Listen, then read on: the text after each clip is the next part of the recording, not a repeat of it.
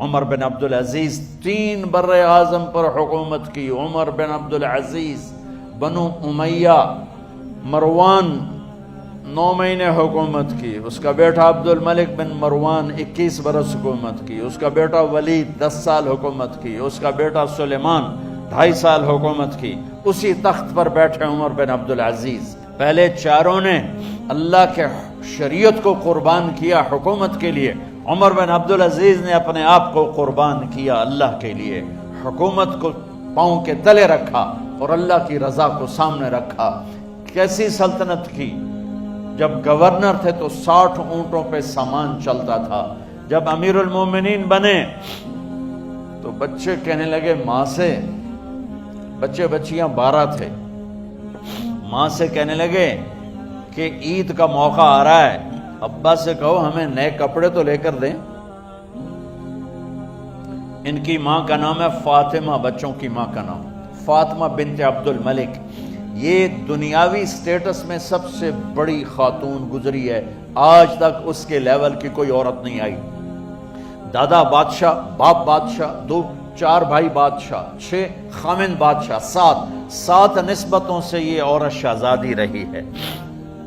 حضرت عمر گھر آئے، بیگم نے کہا بچے کپڑے مانگ رہے ہیں. حضرت عمر کہنے لگے میرے پاس تو پیسے نہیں ہیں، تنخواہ میں تو مشکل سے روٹی پوری ہوتی ہے، کہاں سے لے کر دوں؟ تو تھوڑی دیر خاموش رہی بیگم. پھر کہنے لگی آپ ایسا کریں، اگلے مہینے کی سیلری ایڈوانس لے لیں، اس سے میں کپڑے لے لیتی ہوں اور روٹی کا خرچہ میں مزدوری کر کے گھر بیٹھے مزدوری کر کے چلا لوں گی. آپ 1 مہینے کی تنخواہ ایڈوانس لے لیں. حضرت عمر بن عبدالعزیز واحد خلیفہ ہیں جن کے دور میں 3 بر اعظم میں زکوٰۃ لینے والا باقی نہیں بچا تھا. یہاں لاہور بھی ان کی حکومت کے نیچے تھا، جنوبی اسپین فرانس ان کی حکومت کے نیچے تھا، کاشغر تک ان کی حکومت کے نیچے تھا، استنبول کے دروازوں تک ان کی حکومت تھی. 3 بر اعظم میں ایک آدمی زکوٰۃ لینے والا نہ بچا. اور اپنا حال یہ ہے کہ بیگم سے کہہ رہے ہیں پیسے کوئی نہیں، کپڑے کہاں سے لے کر دوں؟ اور بیگم طریقہ بتا رہی ہے کہ آپ اگلے مہینے کی تنخواہ ایڈوانس لے لیں، اس سے میں کپڑے لے لوں گی اور چولہے کا خرچہ، روٹی کا خرچہ میں گھر بیٹھ کے مزدوری کر کے کما لوں گی. تو حضرت عمر کہنے لگے ہاں یہ ٹھیک ہے. باہر آئے وزیر خزانہ مزاحم، انہیں بلایا کہ بھائی ہمیں اگلے مہینے کی تنخواہ ایڈوانس چاہیے.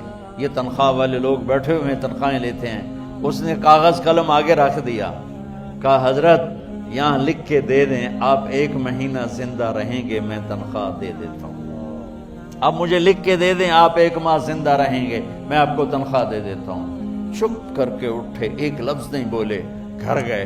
حضرت اپنی بیگم فاطمہ سے کہا بیگم بچوں سے کہہ دو کہ باپ کے پاس کپڑے لے کر دینے کی سکت نہیں ہے. اور خزانے ایسے بھرے پڑے تھے کہ زکوٰۃ لینے والا کوئی نہیں تھا. عید کی نماز ہوئی، نماز کے بعد جب ساری فیملی ملنے آئی اور بچے بھی ملنے آئے تو ان کو دیکھ کر ان کی آنکھوں میں آنسو آ گئے. کہنے لگے بچوں آج تمہیں دکھ تو ہوگا اپنے باپ پر کہ ایک جوڑا کپڑا بھی لے کر نہ دیا عید کا. تو ان کے ایک بیٹے نے کہا ابا جان آج ہم بڑے خوش ہیں، ہمارا سر اونچا ہے کہ ہمارے باپ نے مسلمانوں کے مال پہ ڈاکہ نہیں ڈالا، ہمیں قربانی کا بکرا بنایا لیکن مسلمانوں کے مال میں خیانت نہیں کی.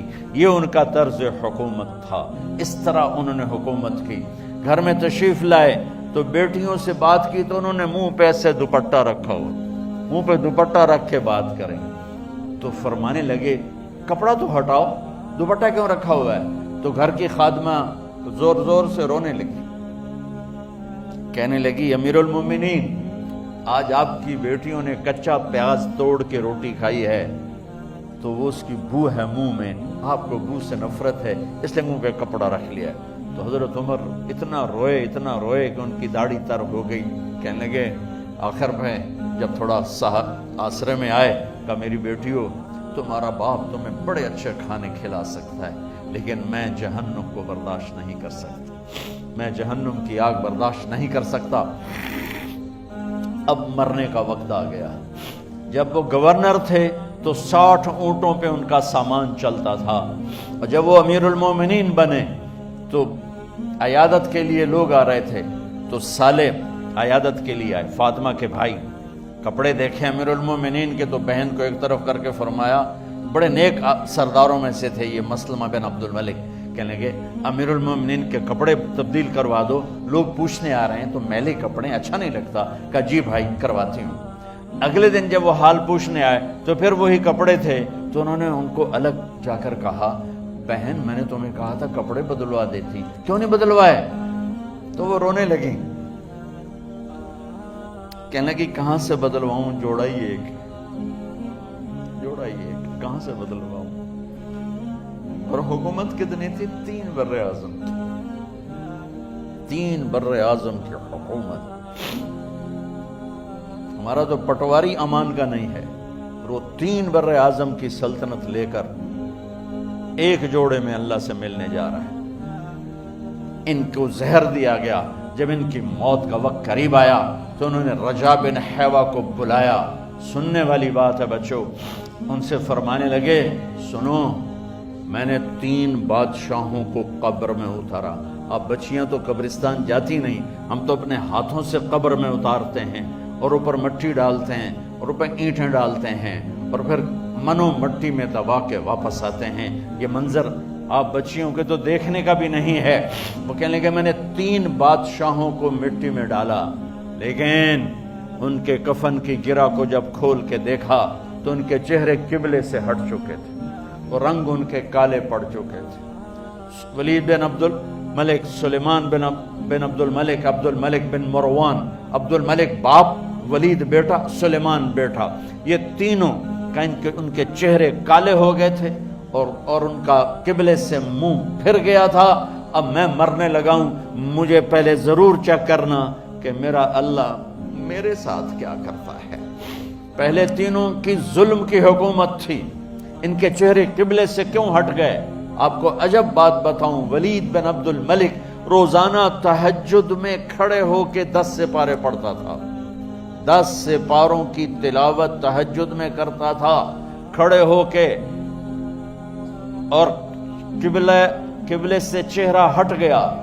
سلیمان بن عبد الملک تہجد گزار، چہرہ قبلے سے ہٹ گیا، ظلم کیا، ظلم کیا، ظلم کیا، خون کو پانی بنا دیا، حکومت پر شریعت کو قربان کیا، رشتے ناتوں کو قربان کیا۔ اللہ نے قبلے سے چہرے، نمازیں منہ پہ مار دی، روزے منہ پہ مار دیے، حج زکاتیں منہ پہ مار دی، تہجد ان کے منہ پہ مار دی اور ان کے چہروں کو قبلے سے ہٹا دیا اور رنگ کالے کر دیے۔ عمر بن عبدالعزیز نے اسی سلطنت کو عدل سے بھر دیا، اسی سلطنت کو عدل سے بھر دیا۔ جب ان کا انتقال ہوا،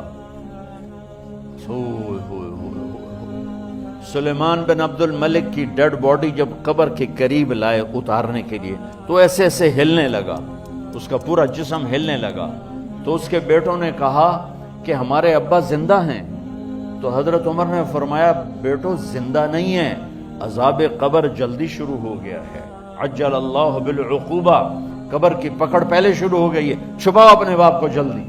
جب عمر بن عبدالعزیز کی ڈیڈ باڈی قبر کے قریب کی گئی اور ان کا بھائی اتارو، بھائی وہ باتیں شروع ہو جاتی ہیں، رومال ڈالو، چادر پکڑو، ادھر سے پکڑو، تو ایک دم ایسے ایک پرچہ ہوا میں اڑتا ہوا سب نے دیکھا، وہ آتے آتے آتے آتے آتے آتے یوں آ کے حضرت عمر کے سینے پر گر گیا، سب دیکھ رہے ہیں۔ جب پرچے کو اٹھا کے دیکھا گیا تو اس پہ ایک سطر پہ لکھا تھا بسم اللہ الرحمن الرحیم، اور دوسری سطر پہ لکھا تھا براءۃ من اللہ لعمر بن عبد العزیز من النار، یہ عمر کے لیے جہنم کی آگ سے نجات کا پروانہ ہے۔ 3 بر اعظم کی سلطنت لے کر وہ جنت کا پروانہ لے کر دنیا سے گئے۔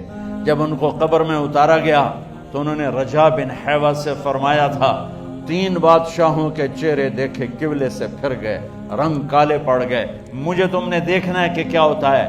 تو رجا فرماتے ہیں جب میں قبر میں اترا اور ان کے کفن کی گرہ کو کھول کے دیکھا تو چہرہ قبلے کی طرف فکس تھا اور مجھے یوں لگا جیسے 14ویں رات کا چاند قبر میں اتر آیا۔ میرے عزیزو، طلبہ و طالبات، اللہ کو اپنی منزل بناؤ، اللہ کو اپنی منزل بناؤ، اللہ کو اپنی منزل بناؤ۔